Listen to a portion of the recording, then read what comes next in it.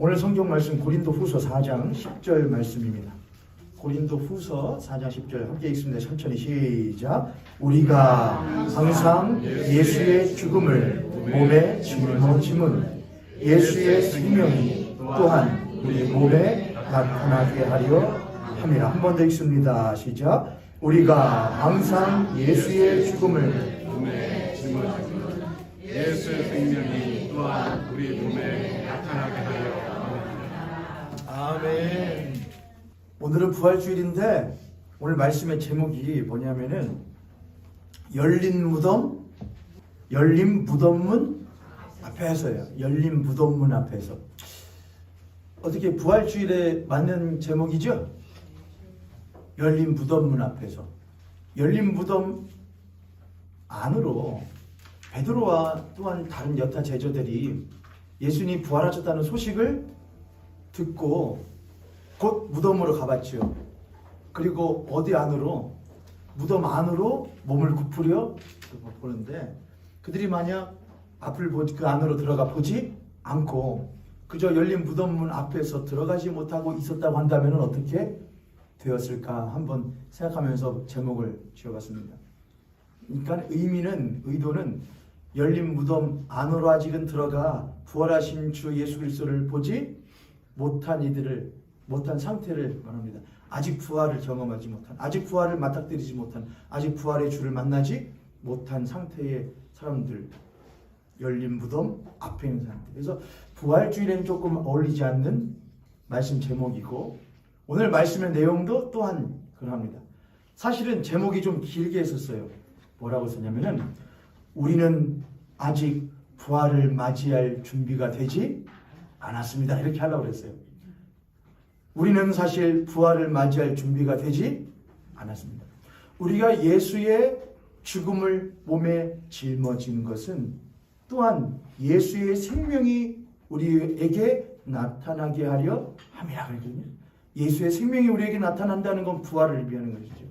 그럼 예수의 생명이 나타나기 위해서는 예수의 죽음을 못해야 되는데 우리 몸에 짊어지고 경험해야 하고 흔적이 있어야 되는데 그것이 없으면 생명 또한 나타날 수가 없는 것이죠.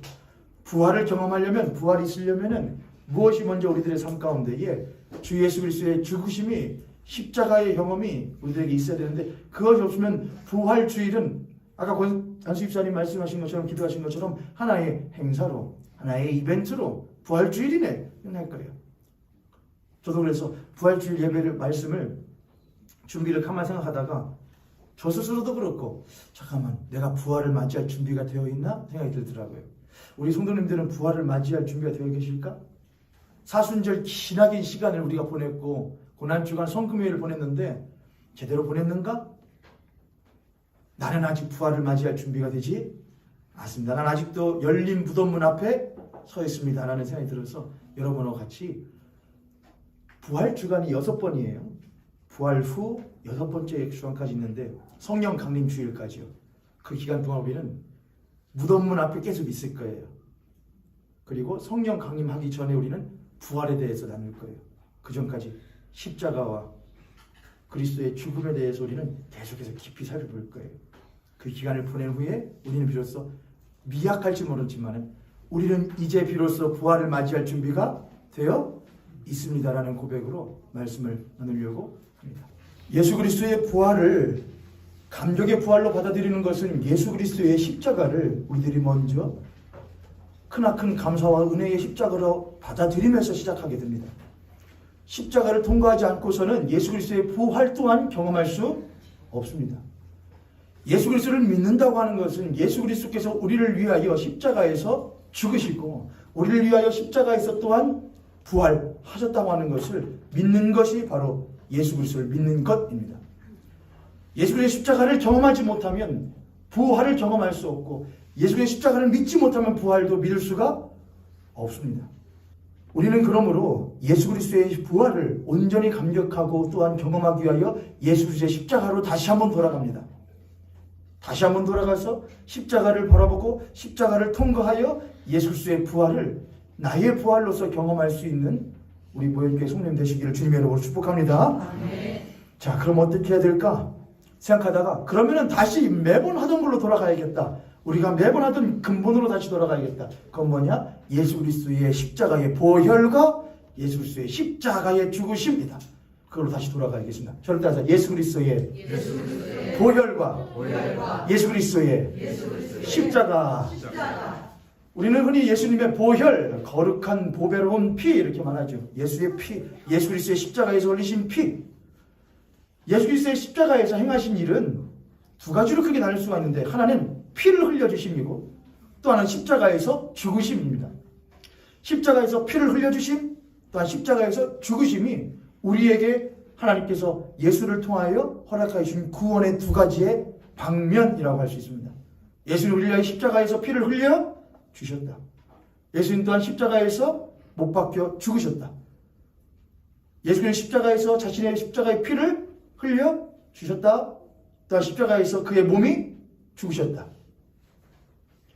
예수님께서 만약 피만 필요했다고 한다면은 피만 우리들에게 무엇하여 어딘가 한 군데를 베어 피를 흘려 그냥 주시면 끝났을 거예요. 그러나 그것만으로는 안 돼요. 피가 필요하고요. 또한 동시에 예수 그리스도께서 그 몸이 무엇하시는 것이 죽으시는 것이 반드시 필요합니다. 피 흘리심과 그 몸이 죽으심이 나라고 하는 죄인을 구원하는데 반드시 필요하다는 것이죠. 오늘은 먼저 피에 대해서 좀 살펴보려고 합니다.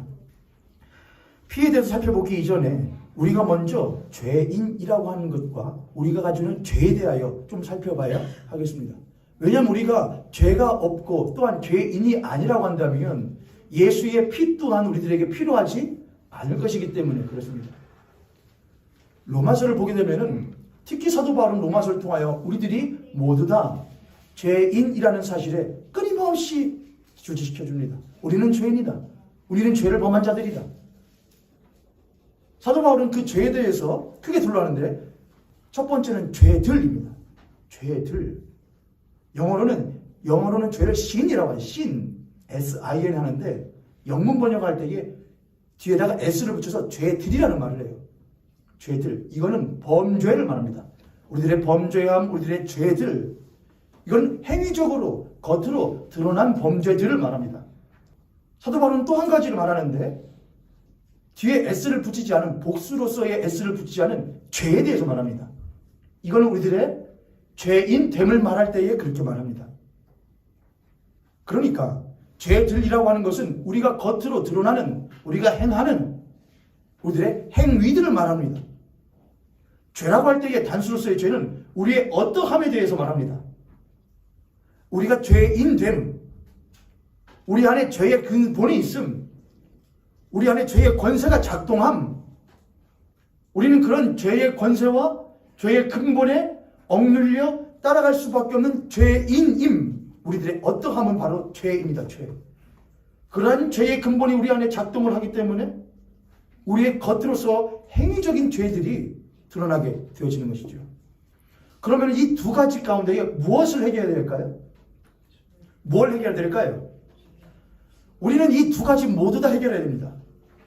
사도 바울은 예수 그리스도의 십자가에서의 대속이라고 하는 것은, 구원이라고 하는 것은 우리의 겉으로 드러난 범죄들에 대해서도 또한 우리들의 근본적인 죄에 대해서도, 나의 어떠함에 대해서도 작용해야 된다고 사도 바울은 말합니다. 우리의 근본적인 죄의 문제도 예수 그리스도의 십자가를 통하여서 해결돼야 되고 우리들의 범죄함에 대해서도 십자가의 구속을 통하여 해결돼야 된다고 사도 바울은 말하고 있는 것이죠. 범죄함에 대해서는 어떻게 해야 될까? 범죄는 용서가 필요합니다. 겉으로 드러난 범죄. 나 이런 죄를 저질렀어요. 이런 잘못을 했어요. 이런 잘못된 일들을 했습니다. 범죄함이 있습니다. 그거에 대해서는 그 범죄함의 불편함을 느끼는 대상에게 용서를 구해야 합니다. 그렇죠, 여러분? 요즘에 학폭 문제가 참 난리죠, 여러분. 학교 다닐 때 학생들, 내 친구들 말로라도 한 번도 괴롭혀보지 않으신 분 계세요? 놀려본 적도 없다. 저는 기억나는데 초등학교 때 부천에서 학교 다닐 때인데요. 신곡 국민학교. 딱 저 때까지가 국민학교 세대거든요. 국민학교 다닐 때. 근데 그때 점심시간에 밥 먹고서는 운동장에 놀다가 어느 한 구탱이에서 이제 친구들하고 좀 몰려가 있었는데 거기 보니까 어떤 애가 있었는데, 한 아이가 있었는데 살짝 부족한 아이였던 것 같아요. 근데 애들도 참 그런 뭐랄까 어떤 인간에 있는 짐승적인 본능이라고 할까요? 나보다 못한 사람, 나보다 약한 사람을 아주 본능적으로 알아요. 나보다 약하네, 나보다 못하네. 그리고 그런 아이들은 못하려고 하죠. 배려하려고 하는 게 아니라 놀리고 깔아뭉개려고 하죠. 제가 초등학교 때 있는데 어떤 애가 조금 부족해 보였어요. 콧물도 조금 이렇게 콧물을 이렇게 흘려요. 너무나 이게 아이들 볼 때 못하잖아요. 그게 웃기잖아요. 이게 그걸 놀린 거죠. 제 김도생이네. 그래서 별명까지 지었어요. 저하고 한 5명인가 있었던 것 같은데 콧물 질질 훌쩍이라는 별명을 지금 이제 콧물 질질 훌쩍. 애들이 그런 걸 웃기게 우리 울잖아요. 콧물 질질 훌쩍, 콧물 질질 훌쩍. 야, 걔가 만약에 내가 설교하고 있는 영상을 본다면 댓글을 달지 않을까? 노원준 목사는 예전 약 30여 년 전 초등학교 다닐 때에 저를 놀렸던 사람이에요. 그것도 학폭이죠. 학교에서의 언어폭력이잖아요. 그렇죠. 학교에서 언어폭력, 학교에서 그렇죠. 그럼 범죄를 저질렀어요. 그 범죄의 죄의 대상에게 우리는 뭐를 구해야 되죠? 야, 내가 너에게 이런 잘못을 한 거에 대해서 뭘 해줘? 용서해줘. 그것 하지 않고 내 속으로 나는 그런 잘못을 저지르는 죄의 근본의 문제가 있어. 근데 내가 이거를 해결했으니 이 사람에게는 못하지 않아도 돼. 용서를 구하지 않아도 된다고 한다면은 그 사람이 정말로 그 죄에 대해서 뉘우친 사람이라고 말할 수 있을까요? 그렇지 않을 거예요. 내가 잘못을 하고 하지 않은 범죄를 저지르고자 하는 죄의 어떤 강력한 힘이 내 안에 작동을 한다. 이걸 해결해야겠지. 또한 동시에 내가 그것 때문에 행했던 죄들에 대해서도 그 범죄함으로써 불편함을 느끼는 대상에게 뭘 구해야겠죠? 용서를 구해야겠죠. 자, 그러면 인간이 범죄를 저질렀다. 그 범죄에 대하여 굉장한 불편함을 느낀 대상은 누구일까요? 성경에서요. 그건 명백하게 하나님 아버지시죠. 성경은 죄에 대해서 뭐라고 규정하느냐? 죄라고 하는 것은, 인간의 타락이라고 하는 것은 하나님과의 사랑의 관계가 무엇한 것이 단절되어진 것이 죄이고 타락이다라고 말합니다. 하나님은 인간을 창조하시고 모든 것을 부어내어 주셨습니다. 육신의 어머니가, 육신의 아버지가 자신의 사랑하는 자녀에게 모든 것을 내어주어 낳고 기르고 하는 그것과는 전혀 차이가, 극명한 차이가 날 정도로 모든 것을 내어 그들을 사랑하셨지요. 그들을 창조하셨지요. 그들과 함께 하셨지요. 그는 창조주이심에도 불구하고 아무리 자신의 형상과 모양대로 빚은 존재할지라도 그는 여전히 피조물일지언데 영원하신 창조주께서 그들과 함께 하시는 것을 마다하지 않으실 정도로 그분은 그들을 사랑하시고 존중하셨죠. 존대하셨죠. 그러나 그들은 그런 창조주 하나님 앞에 아주 매몰차게 겨우 선악과 하나 따위를 보고 보암직도 하고 먹음직도 하고 지혜롭게 할 만큼 탐스럽게 다는 그 별것도 아닌 이유를 가지고 하나님을 매몰차게 돌아서 버렸죠. 그게 인간의 무엇이냐? 죄였습니다. 그때 하나님은 어떤 마음을 느끼셨을까요? 여러분이 만약 하나님이시라면 어떤 마음을 가지셨을까요? 그냥 건방진 것이라는 말 따위로, 이런 못된 것, 이런 나쁜 녀석, 이런 말로 하나님의 자신을 뒤돌아선 인간에 대한 분노를 표현할 수 있을까요? 우리는 하나님을 사랑의 하나님이라고 많이 표현하기 때문에 죄인에 대한 하나님의 어마어마한 분노하심을, 경노하심을 우리들은 잘 헤아리지 못할 때가 참 많이 있습니다. 하나님 우리를 한없이 사랑하시죠. 그렇다고 하나님이 진노하지 않으시는 하나님은 절대로 아니십니다. 하나님 사랑이 풍성하시죠. 그렇다고 하여 하나님의 죄를 향한 뜨거운 분노가 없으시다는 게 결코 아닙니다. 또한 그것이 사라진다는 것도 아닙니다. 한 그것에 대하여 반드시 심판하십니다. 창조주에 의하여 창조함을 받은 피조물이 창조물을 돌아섰을 때에 그 죄는 누구에 대하여, 창조주에 대하여 치루어낸 죄이기 때문에 이것은 무엇에 버금가는 창조주의 크심에 버금가는 죄의 크기인 것이죠. 이해되셨어요, 여러분? 창조주가 크신 것만큼 그분으로부터 나에게 얻어지는 은혜와 사랑은 그만큼 큰 것이고, 동시에 창조주가 크신 만큼 그분에 대하여 내가 저지르는 범죄함은 그만큼 또한 못한 것이냐? 큰 것의 것입니다. 그런데 우리는 그 크신 하나님에 대한 사랑은 받기로 하면서 그 크신 하나님 앞에서 내가 대하는 범죄들에 대해서는, 내가 그분 앞에 버릇없이 하는 것에 대해서는 너무나도 관대하게 대한다는 것입니다. 사순절 기간 한번 생각해 보시죠. 고난주간 한번 생각해 보시죠. 성금요일 한번 생각해 보시죠. 성금요일은 여러분은 무엇 하셨습니까? 불타는 금요일 저녁 여러분 무엇 하셨습니까? 뭘 마셨습니까? 무엇을 드셨습니까? 무엇을 보셨습니까? 무엇에 취하셨습니까? 누구와 함께 계셨습니까? 무엇을 하고 계셨습니까? 두렵지 않으십니까? 그분은 사랑 하나님이시니까 눈 감아 주실 거라 생각하십니까? 그분은 사랑의 긍휼이 풍성하시니 그 또한 이해해 주시리라 믿으십니까? 나의 삶의 노고가 무겁고 나의 삶의 무게가 무거우니 이 또한 하나님께서 양해해 주시리라 믿으신다고 한다면 여러분 하나님을 전혀 잘못하셨습니다. 만약 하나님이 그런 하나님이라고 하셨다면 하나님은 우리를 위하여 자신의 독생하신 아들 예수 그리스도를 십자가에서 그렇게 처참하게 죽이실 필요도 없으셨을 것입니다. 우리는 하나님이 얼마나 무서운 분인지를 모릅니다. 우리는 그런 하나님을 믿기 원하지 않습니다. 그러나 하나님은 그런 분이신 것은 분명합니다.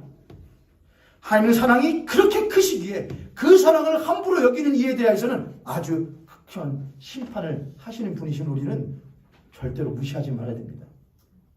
할렐루야. 아멘. 하나님을 아는 것이 구원입니다. 하나님을 올바르게 아는 것이 구원입니다. 현대의 기독교는 하나님의 사랑에 대해서 많이 말하지만 하나님의 진노하심에 대해서 많이 말하지 않습니다.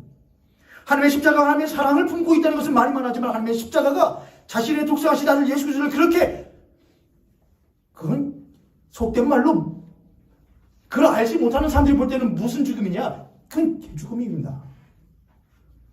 그만큼 하나님의 진노하심은 크다는 것이지요. 그러나 그래서 많이 말하는 사람들이 없습니다. 왜요? 그건 사람들의 양심을 불편하게 만들기 때문에 그렇습니다. 사람들의 자존심을 긁기 때문에 그렇습니다. 그냥 편하게 신앙생활을 하고 싶은 거짓된 신자들의 이 거짓된 양심을 긁어내기 때문에 그렇습니다. 말하지 않습니다. 그래서 그러나 저는 좀 말해야겠습니다. 여러분도 좀 들으셔야겠습니다. 예수 그리스도께서 우리를 위하여 십자가에 죽으신 것은 우리들의 하나님을 향한 그 더러운 죄 때문이라는 것입니다. 하나님 그것을 절대 눈 감지 않으신다는 것입니다. 그것을 하나님 화가 나신다는 겁니다. 죽이셔야겠다는 것입니다. 심판하셔야겠다는 것입니다. 죄를 눈 감고 보실 수 없다는 것입니다. 그 죄가 냄새 난다는 것입니다. 하나님 그 죄를 반드시 심판하셔야겠다는 것이 하나님의 뜻입니다. 뜻. 하나님의 결심입니다. 하나님의 공의입니다. 나는 그 죄에 대하여 죄 없다 할 수 없다. 다시 우리를 되돌아봅니다. 우리는 죄인입니까? 여러분은 죄인이십니까? 고난주간 돌아볼 때 여러분은 죄인의 삶을 사셨습니까? 의인의 삶을 사셨습니까? 그럼 두려우십니까? 아니면 내일의 사순절이 또 있으니까 다음 해의 사순절이 있으니까 괜찮다 생각하십니까? 두려워하셔야 돼요. 떠심이 있어야 돼요. 두려움이 있어야 돼요. 하나님 나 이렇게 살아도 되는 걸까요? 내가 이렇게 살고 부활의 예수를 만날 준비가 될까요? 부활의 예수를 만나면 나는 고개를 조아리며 내가 어찌 당신을 만날 수가 있겠습니까? 라고 말할 수밖에 없는 존재가 아닐까요? 우리는 아직 부활의 주님을 맞이할 준비가 되지 않았습니다. 사도 바울은 로마서에서 이러한 부분들을 매우 많이 말해줍니다. 사도 바울은 로마서에서 예수 그리스도께서 우리를 위하여 십자가에 죽으시고 피를 흘려주신 것은 우리들의 이 범죄함을 해결하고 또한 우리들의 이 죄됨을 해결하는 것이다. 우리들의 범죄함을 여러 가지 방면에서 영향을 끼치는데 첫 번째는 하나님을 무엇하게 만든다. 하나님을 진노하게끔 만든다. 우리의 죄라는 것은, 우리의 범죄라는 것은 하나님을 진노하게 만든다. 또한 우리의 범죄함은 우리 자신에게 작동을 한다. 우리에게 자신이 작용을 해요. 어떻게 해요? 우리에게 악한 양심을 작용을 해요. 악한 양심이라는 게 뭘까요, 여러분? 어휴, 저 사람 뭐한테 털난 사람이야? 양심에 털난 사람이야? 라는 게 아닙니다. 성경에서 말하는 악한 양심이라고 하는 것은 하나님을 향하여 내가 무엇한 자인데, 죄를 범한 죄인인데 내가 그 하나님 앞에 감히 나아갈 수 없다는 생각을 갖게끔 만드는 것이 악한 양심입니다. 선한 양심은 그건 반대로 뭘까요? 선한 양심을 가지라. 이는 그리스도 예수의 뜻이니. 선한 양심이란 건 무엇이냐? 내가 하나님 앞에 어쩔 수 없는 무엇인데, 죄인인데, 그럼에도 불구하고 내가 하나님 앞에 나아가기를 원한다는 게 선한 양심입니다. 근데 그리스도인들, 기독교인들이 많이 잘못된 양심을 가지고 살아요. 내가 어떻게 양심적으로다가 이렇게 살고 누구한테 나가? 그게 반대로 뭐라고요? 그게 악한 양심이라고요. 그럼 우리들의 죄책감과 관련이 있습니다.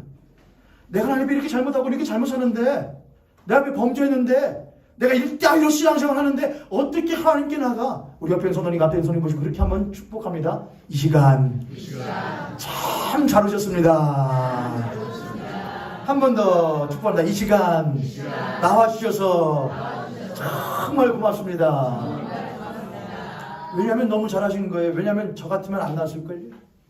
저같이 일주일 동안 산 사람은 교회 안 나가고 싶을 것 같아요.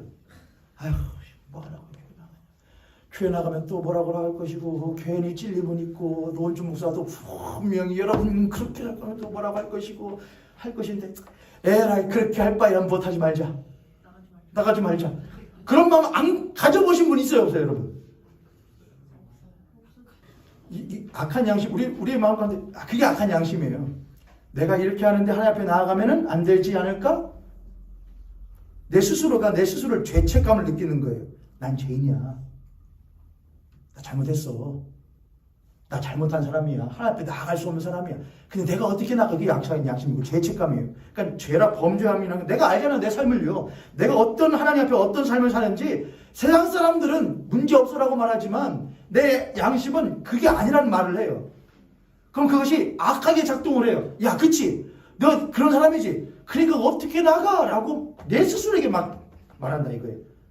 첫 번째는 누구를 향하여 작용하고, 하나님을, 나의 범죄함은 하나님을 진노하게끔 만들고, 나의 범죄함은 나 스스로가 죄책감 가운데 빠져들도록 만들어요. 마지막으로 누구에게 작동을 하냐? 사탄에게 작용을 해요. 나의 범죄함은 사탄이 무엇할 거리가 되느냐? 하나님 앞에 참소할 거리가 돼요. 참소가 뭡니까, 여러분? 하나님 죄 저랬대요, 여러분. 한 죄 저 따위로밖에 못 산대요. 한 죄가 저 알아요. 제가요, 일주일 동안 살면서요, 기도는 한 번도 안 했어요. 밥 먹을 때 제 기도하는 거 봤거든요. 기도도 안 해요. 기도는 안 하는데 뭐 하는 거 봤느냐?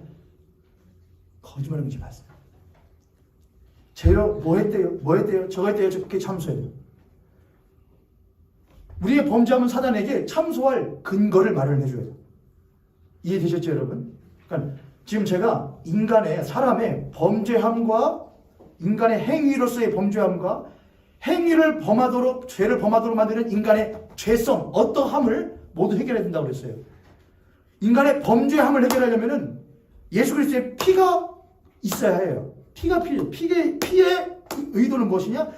인간의 범죄함을 해결하는 거예요. 근데 인간의 범죄함을 피가 어떻게 해결했냐? 인간의 범죄함은 세 가지의 방면으로 작용하는데, 첫 번째는 하나님을 못하게 만들고, 하나님을 진노하게끔 만들고, 내 스스로가 죄책감에 빠지게 만들고, 사탄을 하여금 참소하게끔 만드는 근거를 마련한다 이거예요. 나의 범죄함이. 근데 예수 그리스도의 피가, 보혈이 이 범죄함을 못한다? 해결한다 이거예요. 그럼 예수 그리스도의 보혈은 내가 하나님을 못하게 만드는, 진노하게끔 만드는 죄의 범죄함에 대하여 해결하게끔 만들고, 내 스스로가 죄책에 빠지게 만드는, 감에 빠지게 만드는 악한 양심으로부터 벗어나게 만들고, 예수의 보혈은 사탄이 나를 참소하게끔 만드는 근거로부터 벗어나게끔 만드는 것이 예수 그리스도의 피의 역할이라는 거예요. 이해되셨죠, 여러분? 첫 번째, 그럼 세 가지 방면을 설명하겠어요. 하나님의 진노를 만족하게 하는 거예요. 자, 제가 누군가를 범죄를 저질렀어요. 누군가의 마음을 아프게 만들었어요. 그러면은 그 사람이 나를 뭐 해줘야 되잖아요. 용서해줘요. 먼저는 내가 뭐를 구해야 되고요. 용서를 구해야 되고, 그 사람이 나를 용서해 줘야 돼요. 자, 그럼 내가 그 사람에게 용서를 구할 때에 그 사람이 나를 용서해 주려면은 두 가지가 만족돼야 돼요. 첫 번째는 용서를 구하는 나의 방식과 태도. 그렇죠? 내가 용서를 구하는 방식과 태도가 잘 돼야 되죠. 자세.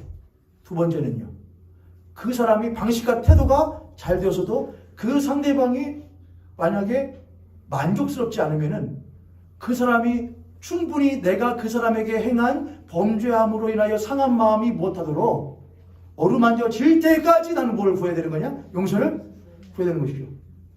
아니 옛날에 너희들이 와가지고 우리 나라를 빼앗고 수탈하고 침탈했었잖아. 우리들의 할아버지 할머니들을 그렇게 했잖아. 그럼 뭘 해야 돼요? 용서를 구해야 해. 근데 그래서 그 언제까지 그 옛날 일에 빠져가지고 그렇게 앞으로 나아가지 못하고 여러분 그건요 우리가 할 말이 아니에요. 누가 할 말이죠? 그건요 당한 사람이 할 말이에요. 당한 사람들만이 이제 우리 거기에 연연하지 않고 앞으로 나아갑시다 라고 당한 사람이 말하면 그렇게 나아갈 수 있는 거예요. 그러나 당하지도 않은 사람은 그저 무엇만 해야 되냐? 야 그래도 뭘 해야지 끝까지 용서를 구해야지 라는 말을 해야 되는 거예요. 그게 인간적인 거 아니에요 여러분? 합리적인 거 아니에요 여러분? 지도자는 뭘 하는 사람이에요? 참된 리더와 어른은 뭘 하는 사람이에요? 인간적인 일을 해주는 거예요. 저는 근데 가끔 대한민국 사회에서 그런 사람들 많이 봐요. 젊은이들 가운데 참 많아요. 젊은이들은 안 경험해봤으니까 그렇다 치지만 아무튼 인간은 인간이잖아요. 내가 경험하지 않았다고. 나는 할아버지 세대를 안 살아봤어. 아버지들을 안 살아봤어. 안 살아보면 그렇게 못하냐? 인간 대 인간으로서 무엇 할 수 있는 것이지? 할 수 있는 게 있고 안 할 수 있는 것이다. 나도 내 할아버지였다면, 내가 내 할아버지였다면, 내가 내 할머니였다면, 내가 내 어머니 아버지였다면 나도 그런 상황에서 정말 힘들었을 것 같아. 공감하는 게 인간적인 거예요. 그렇죠 여러분? 근데 요즘 세대라니까 미안합니다. 그런 세대들은 공감 잘한다. 제가 요즘에 우연히 유튜브에 보면 재밌는 거 많이 올라와요. 이제 요즘에는 이 공중파의 코미디 프로가 잘 안 나오잖아요. 거의 옛날에는 뭐 개그 콘서트다 유머 1번지 아시죠? 유머 1번지다 했는데 지금은 그런 게 없잖아요. 대신 다 어디로 갔죠? 이제 유튜브로 넘어가서 유튜브에서 코미디언들이 활동들을 많이 해요. 어떤 구독자가 200몇만이에요. 200몇만. 모현교회 채널 구독자 몇 명인지 아세요? 저만 관심이죠. 49명이에요. 어마어마한 숫자죠. 우리 교회 성도님들 몇 분이신데요? 49명이에요. 근데 그 코미디 영상 만드는 구독자 수 210몇만이에요. 와, 진짜 놀랐어요. 사람들이 뭐에 많이 줄이구나. 웃음에 많이 줄이구나. 그런데 보니까는 뭐란 거냐? 현실 고증이더라고요. 현실 고증. 예를 들어서 제가 본 거는 이발소였거든요. 저는 이발소 끊은 지가 참 오래되었는데 전 집에서 해요. 하는데 이발소 하는데 저는 미용실이라는 데를 노정이 미용실 말고 가본 적이 없거든요. 노정이 원장님 미용실. 그러니까 뭐 흔히 말하는 샵. 좀 뭐 마트 같은 데 보면 큰 거 있잖아요. 그런 데는 가본 적이 없어요. 왜냐하면 스포츠 머리하고 반가름만 한 이후에 싹 없어져가지고 저는 머리를 꾸밀 시간이 없었어요.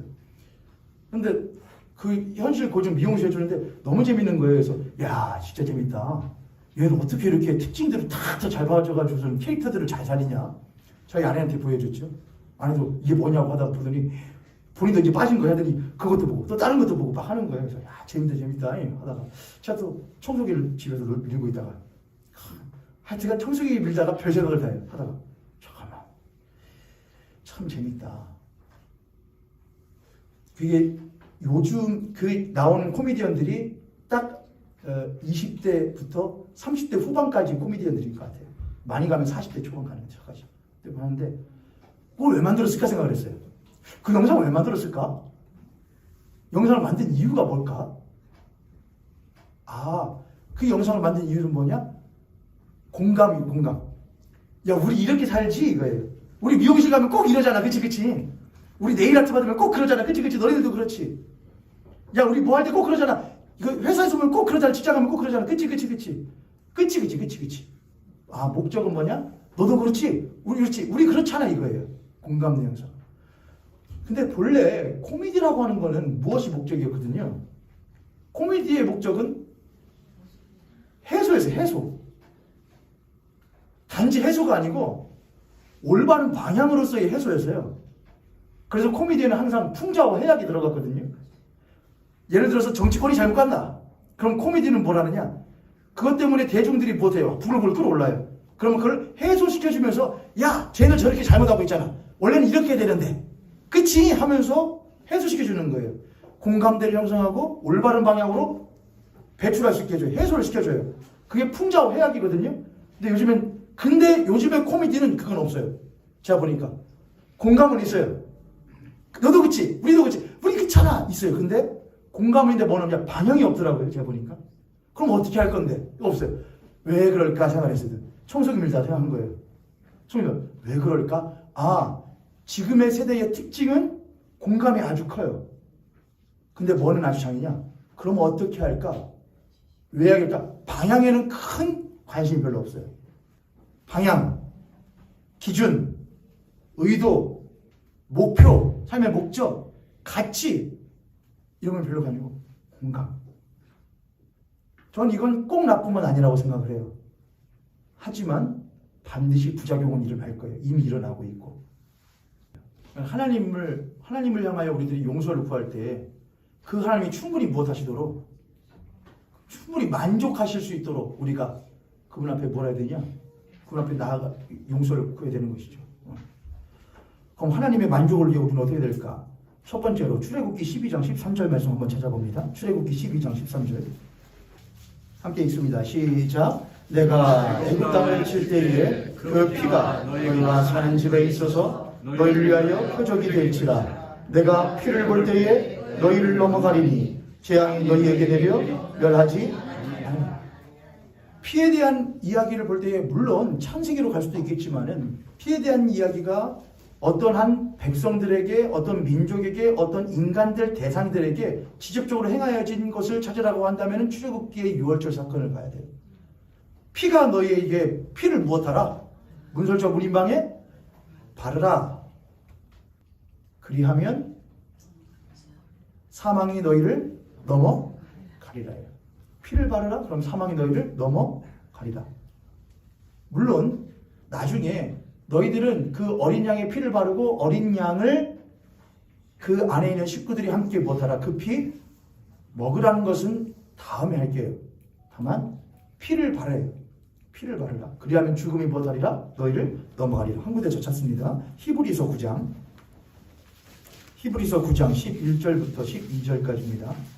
그리스도께서는 장래 좋은 일의 대제사장으로 오사 손으로 짓지 아니한 것 곧 이 창조에 속하지 아니한 더 크고 온전한 장막으로 말미암아 염소와 송아지의 피로 하지 아니하고 오직 자기의 피로 영원한 속죄를 이루사 단번에 성소에 들어 가셨느니라. 조금 더 이어서 읽어볼게요. 염소와 황소의 피와 및 암송아지의 죄를 부정한 자에게 뿌려 그 육체를 정결하게 하여 거룩하게 하거든 하물며 영원하신 성령으로 말미암아 흠 없는 자기를 하나님께 드린 그리스도의 피가 어찌 너희 양심을 죽은 행실에서 깨끗하게 하고 살아계신 하나님을 섬기게 하지 못하겠느냐. 자, 다시 돌아가서 예수 그리스도의 피가 하나님을 못하게 만든다, 만족하게 만든다 그랬어요. 구약시대에 보면은 이스라엘 백성들이 하나님을 만나려면 반드시 무엇이 있어야 되면 가운데에 매개자가 있어야 됐어요. 중재자요. 그 중재자가 바로 대제사장이었죠. 대제사장은 지성소로 들어가는데 딸랑딸랑 들어가지 않습니다. 뭘 반드시 들고 가야 되느냐? 제산물에 피가 담긴 핏그릇을 들고 지성소로 들어가야 해요. 그러면은 그 하나님께서는 뭘 보시는 것이냐? 들어오는 제사장을 보는 것이 아니고 제사장은 모든 이스라엘 백성들을 대표로 하여 대표자로서 나오는 사람이고 뭘 들고 나오느냐?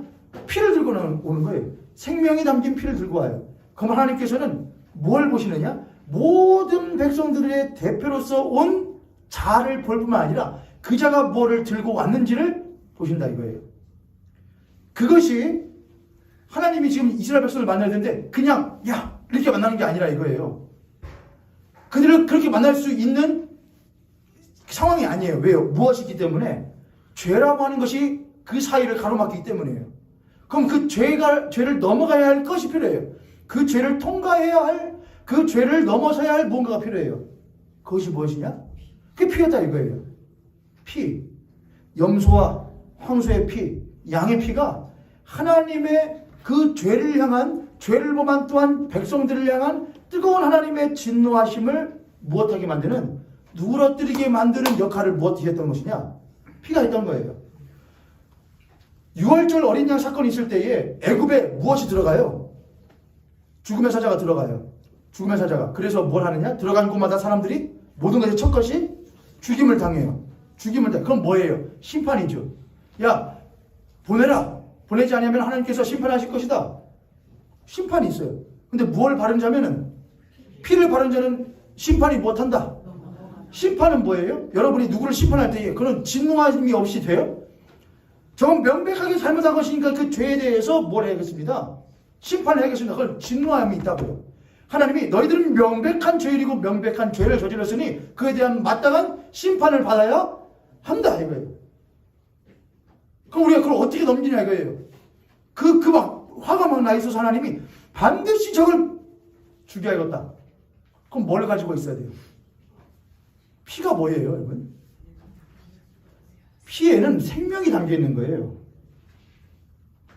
제사를 드릴 때에 어린 양이나 염소나 황소를 가지고 와서 그에게 소정의 피를 받아서 가져가는 것이 아니에요. 물론 어느 양의 피는 있겠지만은 그 피는 그 생명체 안에 있는 모든 양의 피의 일부분일 뿐이에요. 대표로서 가져온다고요.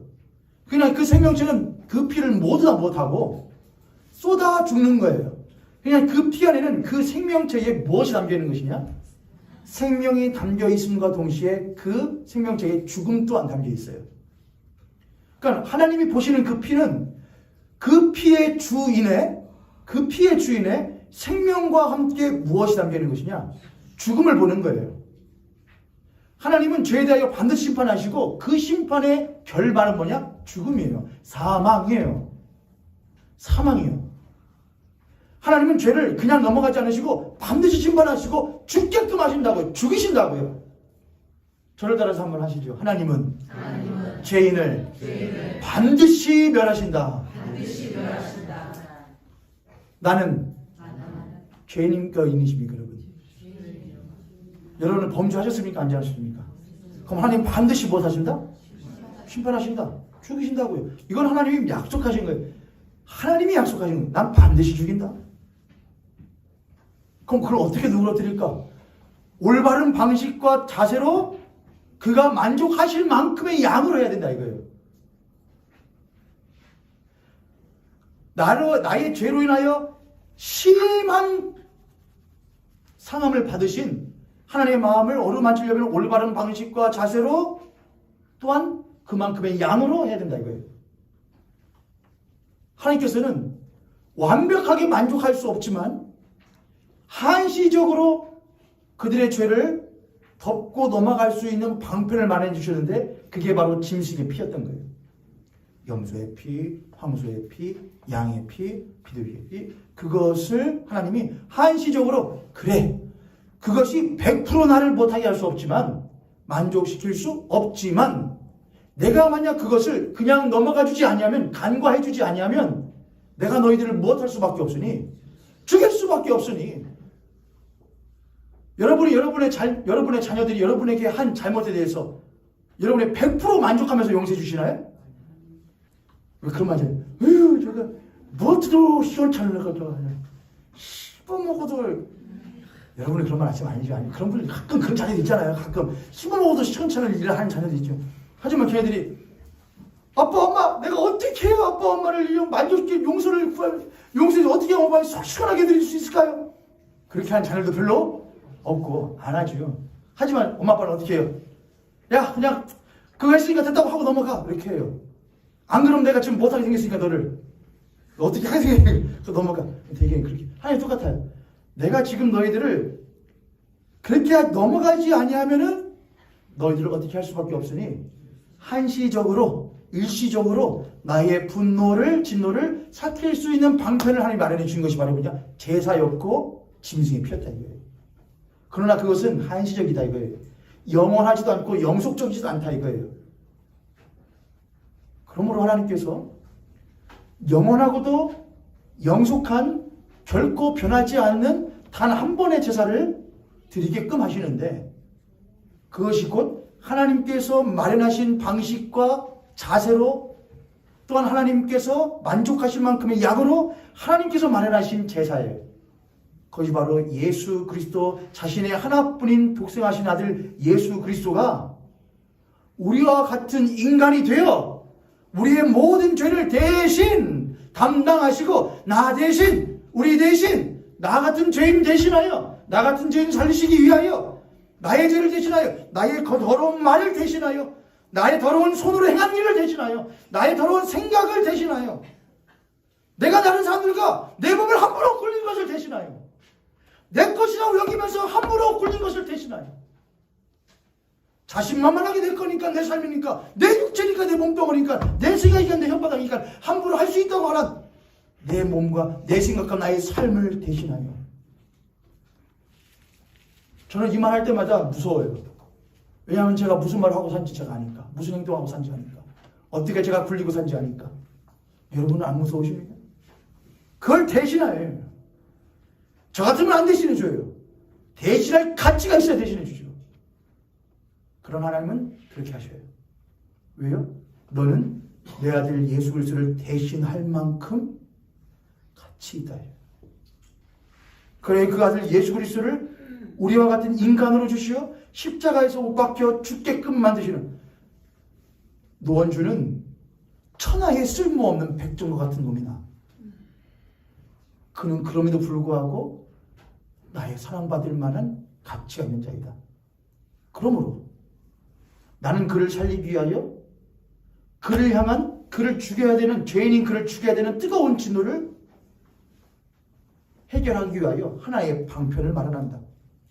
그것이 곧 자신의 독생하신 아들 예수 그리스도를 십자가에 달고 이놈 대신에, 노원주라는 놈 대신에 그에게 모든 죄를 담당시켜 그를 십자가에 처참하게 못하는 거예요.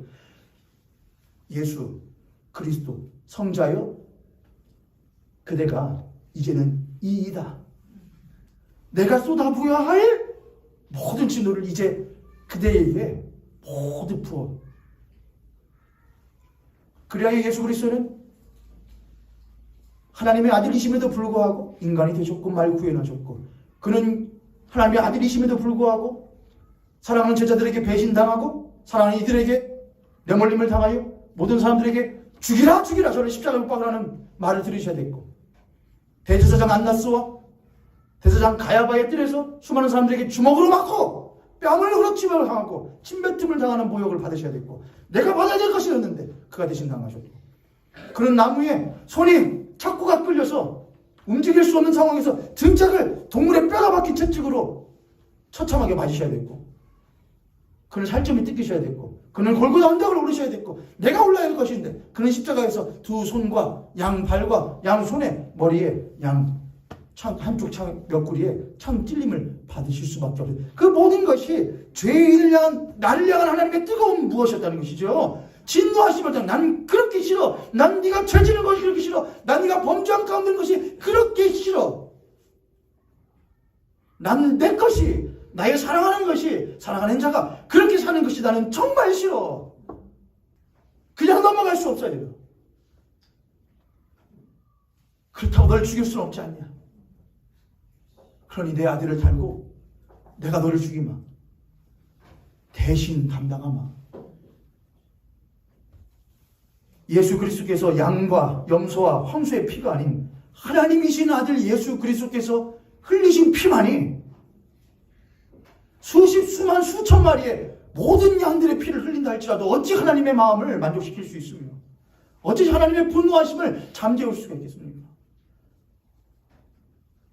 내 아들 예수 그리스도가 흘린 피만이, 하나님이 그걸 받으시고 어떻게 하시겠냐고요.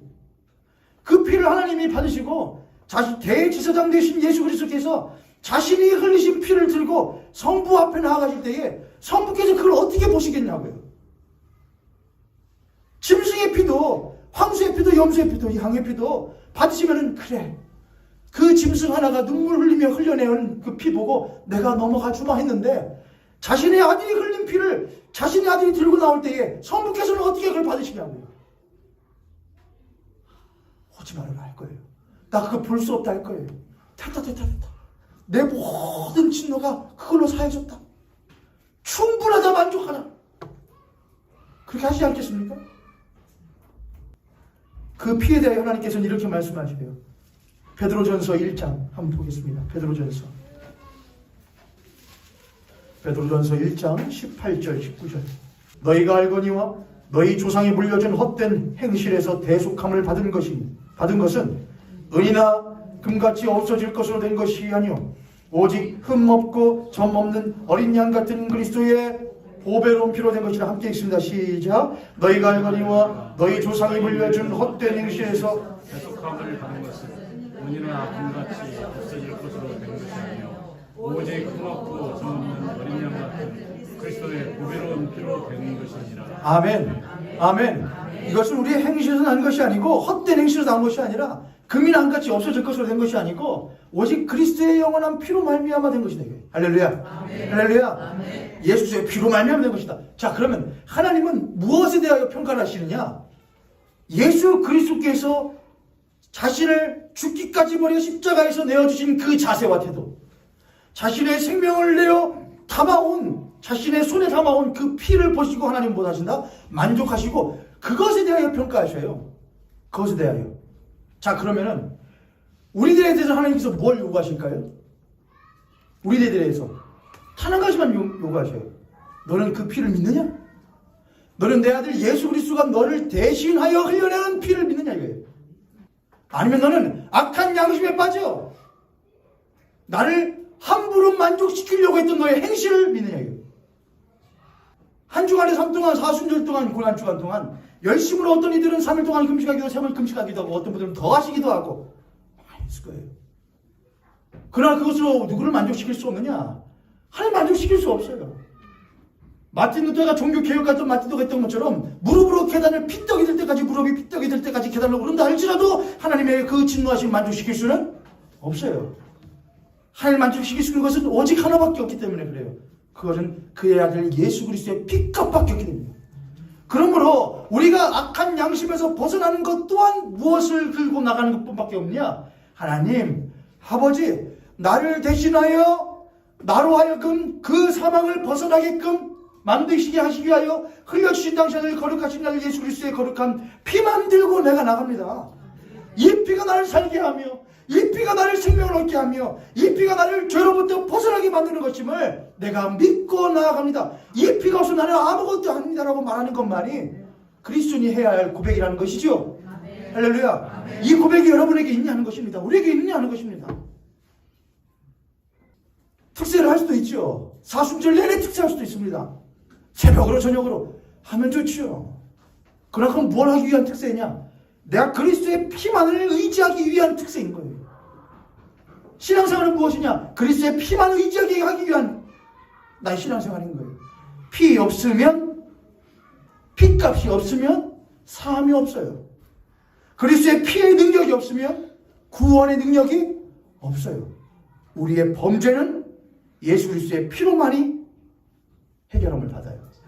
우리의 악한 양심으로 벗어나는 것도 예수 그리스도의 피가 나에게 적용되어지는 것을 믿을 때에 그 피가 내 옆에 있는 이를 위한 피가 아니라 나를 위하여 흘려주신 피임을 내가 못할 때에 믿을 때에 우리는 악한 양심으로부터 벗어나게 돼요. 그렇지 아니하면 늘상 신앙생활할 때에 죄책감에 빠져서 신앙생활하게 돼요. 난 요것도 못했는데, 난 저것도 못했는데, 난 지난주에 늦었는데, 난 지난주에 빠졌는데, 난 지난주에 했는데. 알아요. 그러면은 주일 성수하고 11조하고 감사하고 다 하고 새벽에 다 나오면은 그분을 만족하게 해요? 아니라 이거예요. 그렇게 생각하는 것이 뭐라 이거예요? 악한 양심이라 이거예요. 악한 양심부터 벗어나게끔 만드는 것은 예수의 피밖에 없네. 나의 평생 자랑은 예수의 피밖에 없네라고 말하는 것만 우리를 약간 양심부터 벗어나게끔 만들어요. 나의 양심은 썩었어요. 나의 마음은 더러워요. 그러므로 이것은 무엇이냐? 버려버려야 돼요. 씻어서 할 수 있는 개선의 여지가 없어요. 그건 없어버려야 돼요. 새 양심을 받아야. 무엇으로? 예수 그리스도의 거룩한 보혈로 깨끗하게 쓰는 새 양심을 받아요. 그 양심은 오직 한 가지 말해. 예수의 피밖에 없네. 나의 의지할 것, 나의 자랑은 예수의 피밖에 없네. 우리가 그걸 믿고 나갈 때에 우리를 참소하던 사단마귀는 무엇을 잃어버리냐? 참소할 거리를 잃어버려요. 야, 마귀야, 이미 얘는 청산했어. 얘가 나 없을 때 나의 눈 밖에서 너하고 거래했지. 에덴 동산에서 나의 눈 밖에서 인간이 너와 거래했지.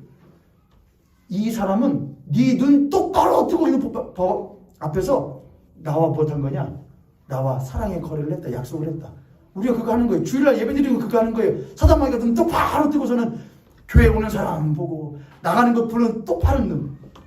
여러분의 삶의 순간순간마다 두 눈 똑바로 뜨고 이놈 어떻게 참소할까? 어떻게 넘어뜨릴까? 한 번만 때리면 넘어가겠네 하는 똑바로 뜨는 앞에서 우리는 사랑의 약속을 하나님 하는 거예요. 주님, 나는 예수의 피밖에 없습니다 하면은 그 순간 우리는 하나님은 당당히 할 수 있는 거예요. 야, 마귀야, 봤냐? 이자는 네 눈 똑바로 보는 앞에서 나와 사랑의 약속을 한 사람이다. 이자는 나의 아들 예수 그리스도의 거룩한 피값만을 믿는 사람이다. 그때 마귀는 우리들에 대한 뭘 할 수 있냐? 참소의 권세를 상실하게 돼요. 그럴 때 우리는 그 참소로부터 벗어나게끔 되는 거예요. 죄책으로부터 벗어나게 되는 거예요. 감으로부터 벗어나게 되는 죄책 감으로부터. 그럴 때 우리는 비로소 담대하고 당당하게 하나님을 향하여 기쁨으로 나아갈 수 있게. 그게 바로 부활이에요. 이게 부활. 그게 바로 부활의 기쁨이에요. 그리스도의 피를 의지하여 우리는 날마다의 신앙생활 가운데 그러므로 하나님, 내가 예수 그리스도의 거룩한 십자가의 보혈로 말미암아 대속받고 내가 자유하게 되었으며 사탄으로부터 더 이상 참소받지 않는 하나님의 백성임을 믿습니다. 주님, 나를 보실 때에 내 모습 보시기에는 주님 보실 때에 진노하시는 것들이 많다는 것을 내가 잘 아오나 주님, 나를 긍휼히 여기시다. 당신 아들 예수 그리스도의 피값만 내가 들고 나가오니 주님, 나를 불쌍히 여겨 주시옵소서. 그 삶이 그리스도의 보혈을 의지함으로써 날마다 그렇게 사는 거예요. 이미 그런 삶을 우리들이 그리스도인이 되었을 때부터 시작되었고 그럼 날마다 그렇게 사는 거예요. 부활절이 되었어도 변함이 없어요. 피, 보혈, 예수 그리스도의 피값. 그게 없으면 나는 죽은 자이네. 그렇게 고백하는 우리들의 삶 가운데에 비로소 부활의 아침이 박뒤 밖에 우리들에게 찾아올 수 있기를 주님의 이름으로 간절히 축복합니다.